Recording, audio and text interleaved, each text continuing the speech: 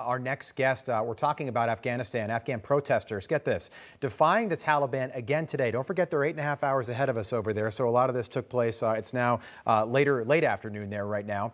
Staging scattered demonstrations, which were met with renewed violence, gunfire. That's how the Taliban broke up protests there. That's how they break up protests.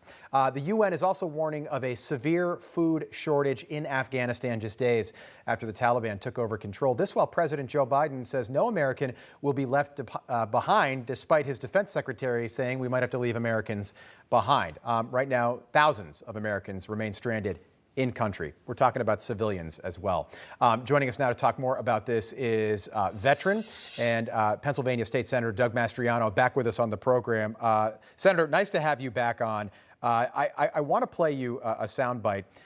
President Trump was on with Greg Kelly last night, and he was talking about this weird picture that we got of our commander-in-chief working hard in the Situation Room.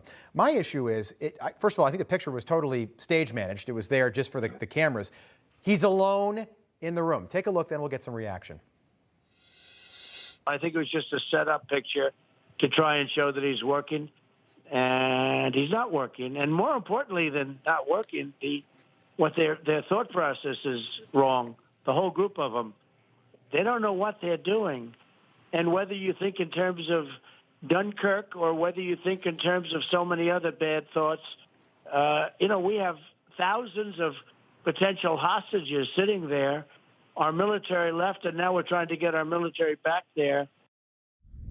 Yeah, Senator, Dunkirk, though, we had 300,000 English troops that Winston Churchill got out of France. So Dunkirk ended up being a successful extraction. When you look at this picture, no Kamala Harris, no Secretary of Defense. Do you think they're doing this possibly to maybe pin the 25th Amendment in this disaster, to invoke the 25th Amendment and pin this disaster on the president? Because this is very unusual.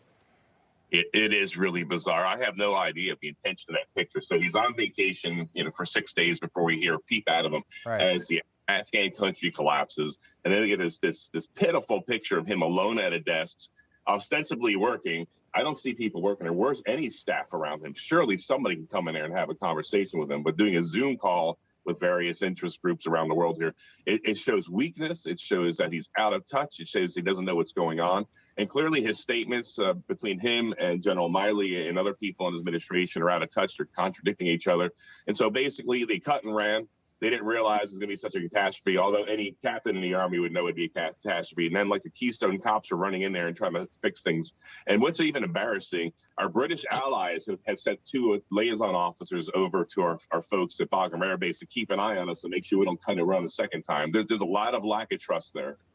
Wow, I wasn't aware of that, sir. I also think the fact that Kamala Harris is nowhere to be found, just like with the southern border, she thinks she's the candidate in 2024. And instead of doing what's best for the citizens that we still have in Afghanistan and our allies there, and the American people here for that matter, she's thinking politically and making a political calculation with regard to her potential viability in 2024. That's what I think is happening there. You served 3 tours in Afghanistan. You know the country, you know the people. What do you make of this? Yeah, I feel betrayed, as most veterans do. We worked our tails off over there, pouring our heart, minds, and souls into trying to make this mission successful. Gave up a lot. Every veteran sacrificed so much to be there and be part of that mission. Happy to do it. 2 of those deployments were volunteer, by the way, by me. And I served with our NATO international coalition partners as well. And in my one assignment, I had about 80 people from 18 different countries working with me. And you know what? All those nations are really involved. They helped us out a lot. I did missions for the orphans out there, and then to watch all this just willy-nilly overnight cut and run, a catastrophe. We have people trapped across the nation. If you're in Kabul, you're lucky. You might have a chance to get to the airport, but maybe not. Taliban's not letting people through.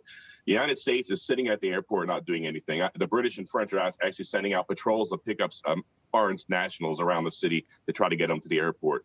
You try to get to the airport on your own as a citizen there, it's not going to be good because people are being shot now. We saw the woman killed yesterday because she didn't have a burqa on her face. She had a head covering, but not a face covering. Yeah. And all the stuff the Taliban are saying publicly, they're lies. They lie for a living. I watched and had to deal with them for 20 years lying. They'll say whatever it takes to the West. The Western media wants to eat it up. The Biden administration is hoping that it's true. They have not changed. And so there's going to be hell to pay for all the people that we left behind there that were our friends and allies that we completely turned our back on. Senator, just about 15 seconds. Is this disaster in Afghanistan, is this Joe Biden's January 6th? It's definitely Joe Biden's 1975. I think the parallels in comparison to the retreat from South Vietnam are chilling. We turned our back on the South Vietnamese army there, just as we did in Afghanistan. Both those armies relied upon American support, air power, and logistics, ripped away. They could not fight. And for anyone to think they could stand up on their own without American support, I could sell them a bridge in Brooklyn. And it should never have happened. It happened twice in my lifetime. God have mercy on our souls. Please pray for the Afghan people. They need it. Yeah, absolutely. Senator, thank you for coming on. Thank you for your service. By the way, that doesn't get said enough. We appreciate you joining us this morning. Hope to see you again soon. Pennsylvania State Senator Doug Mastriano.